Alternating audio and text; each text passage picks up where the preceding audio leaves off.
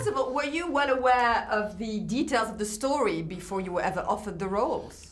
Oh yeah, it was in all the papers, wasn't it? I mean, it became very famous in England because of the age of the people and the fact that at that time when they did it, they got away with it. They obviously didn't get away with it eventually, but they had got away with it, you know, and so it was, and there was a sort of pride because everybody, the papers all said it was Romanians, Albanians, and everybody. And then everybody said, no, it's English. We're very proud. We robbed a bank, not all these foreigners. And everybody were very proud of committing a crime. Yeah, exactly. I was just interviewing the writer and director, and there's that narcissism of, of cooks who sometimes want to be caught just to be famous. Did you feel that was one of the themes of the film? Oh, I don't know, because at that kind of age, I think they're known anyway, and it's kind of like actors, isn't it? Really, you don't do a film now to be famous because you are. Yeah. And also they were old, so if they got put in prison, it'd be just like being at home. They'd be sitting there watching television all day. I think it's something they've always done, and they want to perfect. They'd all been in the nick. At that age, I think they always thought that this could be the swan song. This could be the one job, which they always say, this is my last one. This can set me up. But at that age, to actually plan something, to get in a place in an old-fashioned bleg, drill holes, go down a lift shaft, go through a wall, get it all, everything they came for, and get out, is quite a feat, you know? So it's kind of that buzz of saying, do you know what, at 70 years of age, I can still do it. Yeah, I know. I think all the details of the story are incredible, but which aspect of the story did you find most, unbelievable? The most unbelievable part for my character was his dog. Because in real life, he didn't have a pointer. He had a bull terrier. But I think James picked the pointer for me, Tom, because I have a pointer. Ah, that's good. Well, that was very generous. Yeah. So that was a good atmosphere on this set. I could totally imagine that. Oh yeah, it was fabulous. Yeah, because we all knew each other from other movies. We'd known each other. Yeah, well, considering. What? Well, I didn't know the dog. No, because I know. I had two German shepherds, but I did. They didn't make it in the film. And I didn't know. I couldn't bring considering it. We had to deal with Ray. Yeah, because we're knights, you see. Yeah, we're both knights, and and we've worked in the theatre for a long time. We have a certain level of conversation which we knew. But in some places in Europe, like Spain and Italy, the name Ray means king. Yeah. So hold your noise. Yeah, okay. And I mean, I guess you know one of the perpetrators of the crime, right? So you were a good source of information. Well, can be, but Danny, I went to school with. I sat next to him at school. Okay. My mum used to give him. She was the dinner lady. Used to sort his dinner. Very charismatic boy, always was. Always had that twinkle in his eye, And growing up, and as he got older, he still maintains that to this day, He just went off on a different path, babe. I was a very lucky boy. All my aunts and uncles and that worked in either the fruit, veg, meat markets or in the docks, so we never went hungry.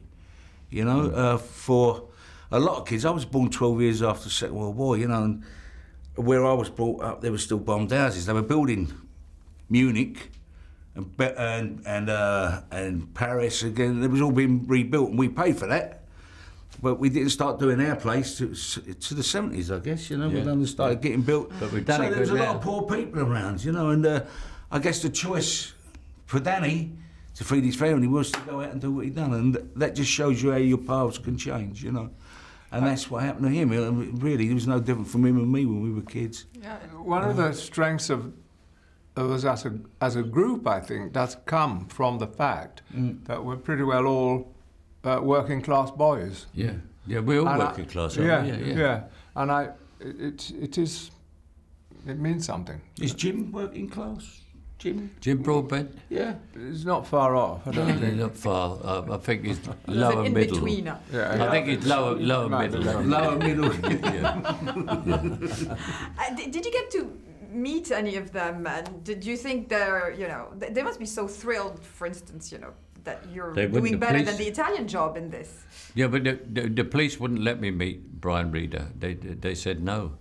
and I never ever met him. The only thing I had was his daughter, who thought I was too common to play the part of her father, because I had a deep Cockney accent in films, and I was a real Cockney.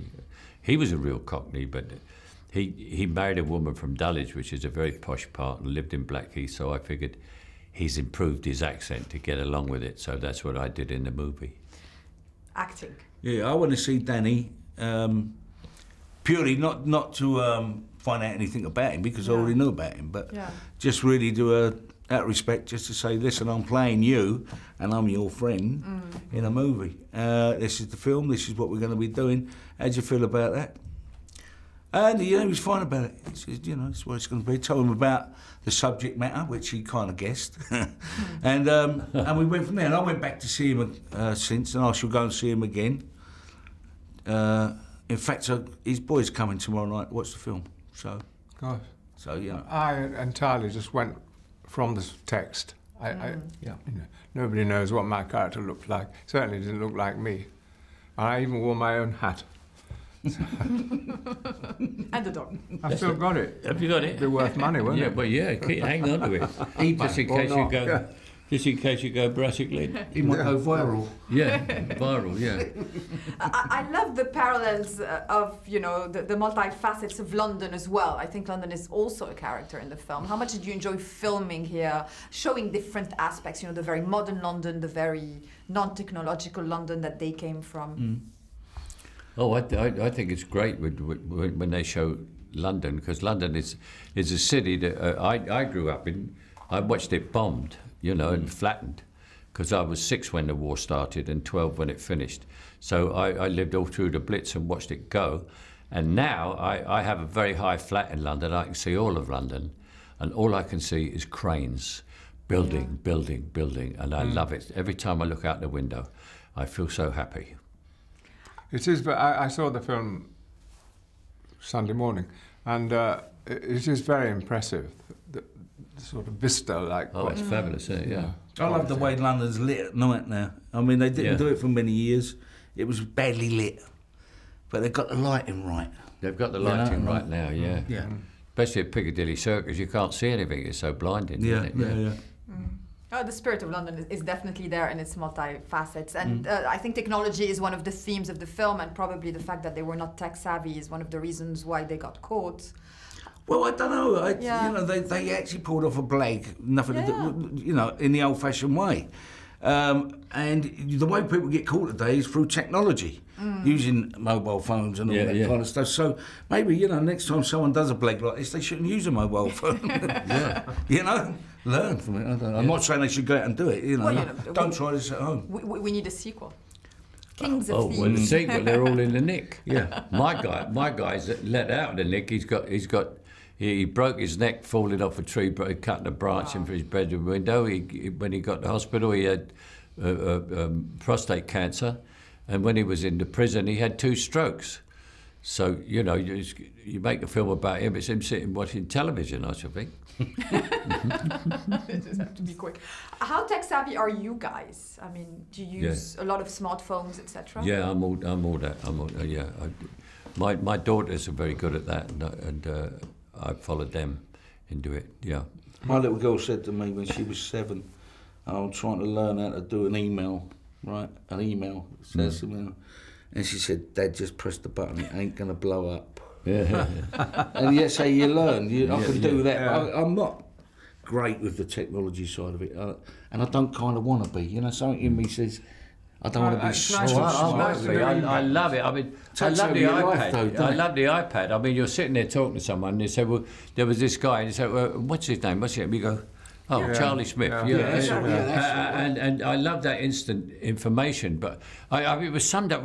I was watching a television, and a woman being interviewed, and the man said to her, "How are you with technology and computers and everything?"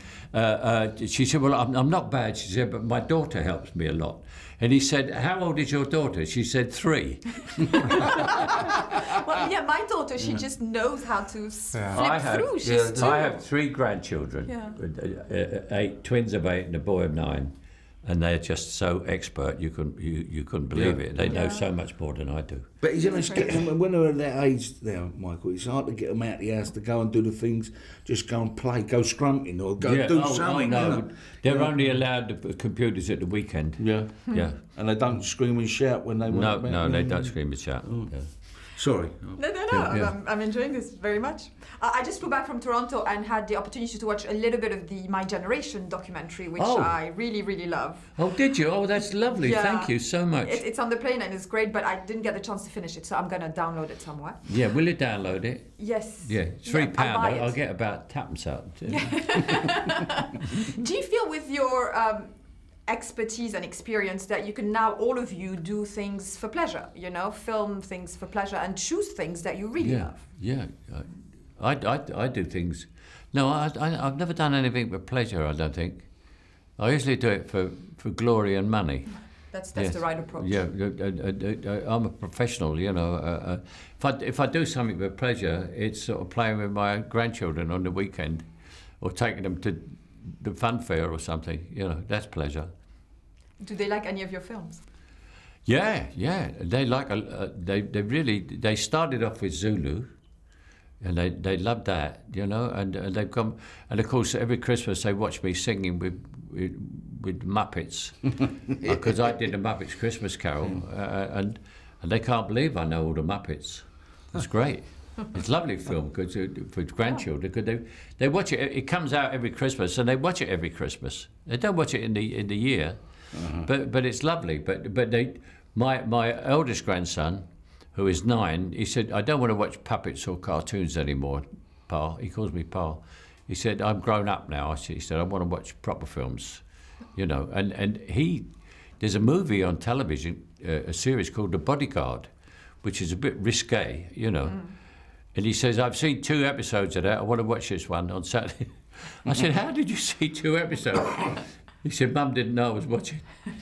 Exactly. That's what technology, again, does for you. Yeah, but I suddenly thought he's 9. He saw that. There was, you know, you see the actor's bum in it. No. Yeah, you do. That actor in it, you see his bum. I saw it last night. Well, he's a good-looking actor, so hopefully he's quite talented. Well, if he's got a good-looking bum, anyway. Oh, a very nice bum, yeah. Yeah, it's Richard Madden. I'm watching it again tonight. Yes, I'm going to watch it tonight as well. Yeah, you better watch it. Yeah, you'll enjoy it. Yeah. I think some films that you do can be a pleasure, you know, and you know, when you get one of those every now and then, maybe more than one of those every now and then, but it works out that way. Well, they're not all like that. Yeah. You know, sometimes you just can't wait for them to end. You know, you go there because it's a job. It's what you're doing. You know, you have to pay the rent. But when you get something that's special like that, gives you that kind of buzz again. Yeah. You know. Rupert Everett's, it's just such astonishing effort. You know, in the Oscar Wilde film, the fact that he's given that performance and directed the film. Yeah. Whew. Oh, I couldn't be a director. I like to go home early. Yeah, imagine an actor phoning you up 9:30, 10 o'clock at night saying, I don't know what to do tomorrow, Michael. Yeah. My friend Albert Finney, he directed one film called Charlie Bubbles. He said, "Didn't you want to do any more?" I said, "Oh, no." He said, "All the time somebody's asking you, what colour do you want the curtains?" Yeah. There's no end to it. No, I don't want to direct anything. Yeah. Traffic. Yeah. Well, watching films remains my biggest pleasure in life. I think it's just a wonderful experience. From your films or films that you were not in, which are your favourites? I like Once Upon a Time in America. Probably one of my favourite films. I love Zulu. I must have watched that. I didn't know that. No, I've got to tell you, I must have watched that film. It's one of them films you walk in and it's just starting and you go, it might be 11 o'clock at night and you're kind of half pissed and you think, I've seen it so much, I'll record it. But you sit down, you start sitting down, and you sit there and you watch it to the end. You know, and the Vikings was another one. I love the Vikings as well. Yeah, I liked my 3 favourite films: Casablanca, The Third Man, and On the Waterfront, which are all black and white. La Grande Illusion, the Renoir film with the. Von Stroheim and Pierre-Jean Gabin. Very arty, yeah. Beautiful. He's a sir, you see. Yeah, and my favourite film that I did myself is Dirty Rotten Scoundrels. That's what a film. I love that. I love that film. That is a funny film.